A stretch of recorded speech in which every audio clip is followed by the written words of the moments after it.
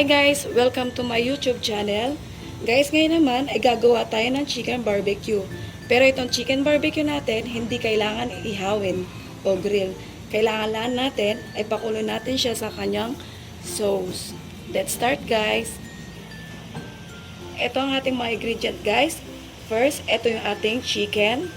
Ito yung soy sauce, ketchup, calamansi juice, meron tayong sugar, garlic, at black pepper. Ayan guys, umpisahan na natin. Ayan guys, una natin ilalagay yung soy sauce natin.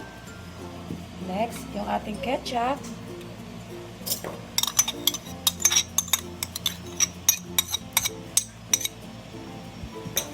Next, yung ating calamansi juice.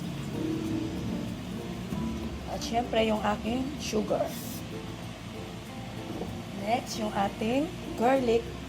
Syempre guys, kung mas maraming garlic, syempre mas mabango, mas masarap ang ating barbecue chicken. At syempre yung black pepper natin.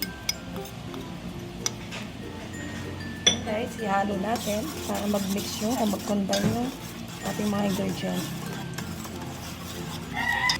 Ayan guys, na-mix na natin yung mga ingredient natin. Isusunod naman natin yung ating chicken.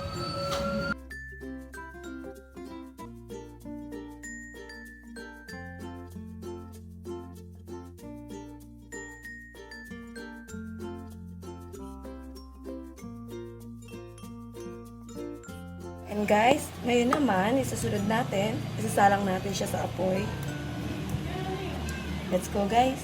And guys, isasalang natin siya sa apoy, o sa kalan. Ito natin, syempre. Hintayin lang natin ng 15 minutes. Ayan guys, after 15 minutes, hintayin lang natin lumapot yung ating sarsa.